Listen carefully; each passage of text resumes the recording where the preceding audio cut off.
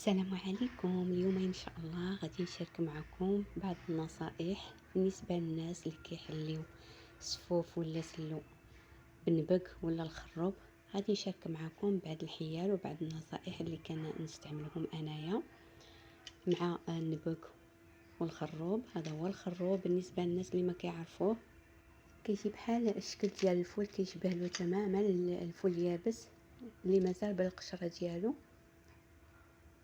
بحال الشكل ديالو، وحتى الا كان خضر كيشبه ديك الشكل ديال الفول الخضر اللي طبعا مازال الحبيبات مجموعين في ديك القشره الخارجيه.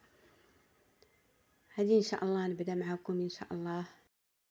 السلام عليكم. اليوم ان شاء الله غادي نشارك معكم واحد الحيل ولا واحد النصيحه. مثلا الناس اللي كيحليو سلو بالنبق والخروب ضروري ما تغسلوه، راه كيكون موسخ بزاف. لو كان تشوفوا داك الشيء اللي نزل منه والله العظيم ما تاكلوه حتى هكاك، غير هكاك ما تاكلوه، راه موسخ حاشاكم وفيه بزاف ديال الغبره.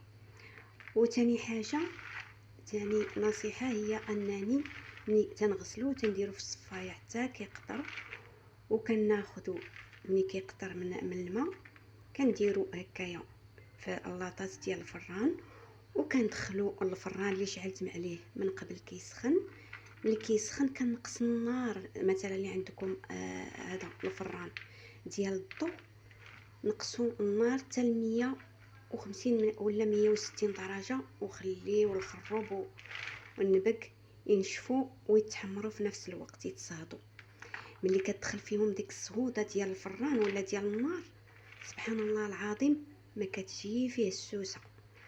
الا ما درتوش هاد الطريقه كونوا اكيدين انكم غادي تجيكم السوسه في سلو، لانه هذا راه دغيا كيفسد. هذا النبق دغيا سبحان الله تتكون فيه السوسه.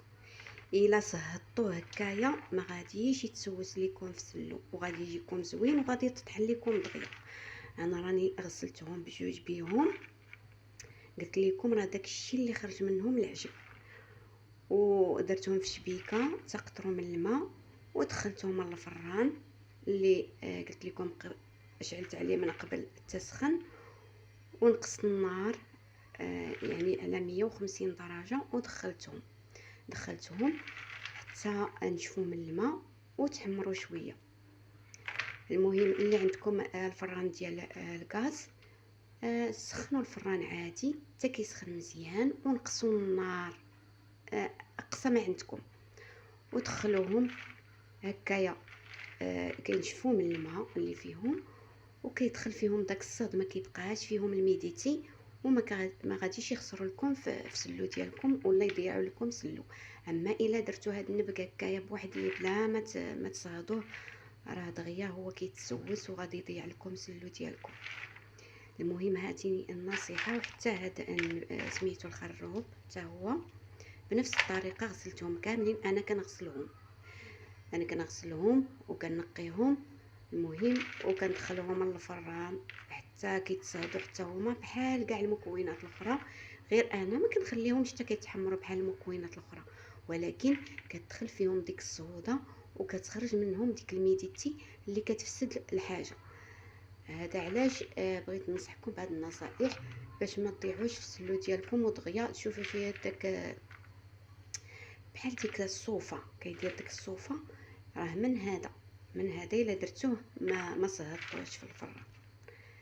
انا شاركت معكم هذه النصيحه لانه كاين عندي النبك هكاك تناخذو هكاك غير هكايا زوين المعده وزوين المصران، وما دوز ليا حتى شهر حتى لقيت فيه ديك الصوفه، ولكن ما حمرتوش ما دخلتوش للفران. اما هكا الا دخلتوه للفران ما تخافوا منه والو، راه غادي تمشي منه ديك الميديتي وغادي يجيكم زوين في سلو. وكنتمنى هاد النصائح اللي شاركت معكم تاخذوهم بعين الاعتبار ويفيدكم ان شاء الله في الحياه اليوميه ديالكم. صافي دابا ملي هاد عاد خرجتهم من الفران، غادي نخليهم يضرب فيهم الهواء هكايا باش كترجع فيهم ديك تقرميشه. اما ملي كتخرجوهم في الفران لانه فيهم ديك الحلاوه ديالهم تيكونوا معلكين، حتى كيبردوا عاد كيجيو مقرمشين هكايا وكنطحنوهم. منين نطحنهم ان شاء الله غادي نوري لكم كيفاش كيجي. انه غادي نطحنهم على برا كما كتعرفوا. هذا الشيء راه ما يمكنناش نطحنوه من الدار الا عندنا دوك الطحانات اللي كيطحنوا هذا الشيء.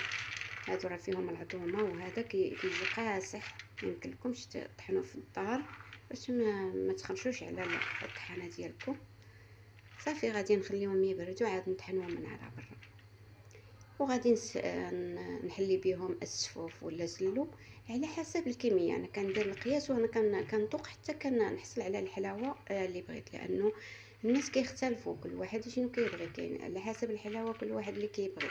نتوما كتضيفوا، نتوما كتذوقوا حتى كتحصلوا على الذوق اللي بغيتو. صافي هذه هي النصيحه اللي بغيت نشارك معكم ان شاء الله. دابا خرجت هادو من الفران، بما انه انا شاعله الفران غادي ندخل الدقيق ديال الزرع يتحمر حتى هو، انه كنت عواله نحمرو في هاد الاله الكهربائيه ولا الطنجره الكهربائيه. ولكن ملي دابا شعلت الفران على هادو، الفران راه عندي سخون، غادي نحمر فيه حتى الدقيق. نتمنى ان شاء الله هاد النصائح يفيدوكم وتطبقوكم ان شاء الله وينفعوا معاكم.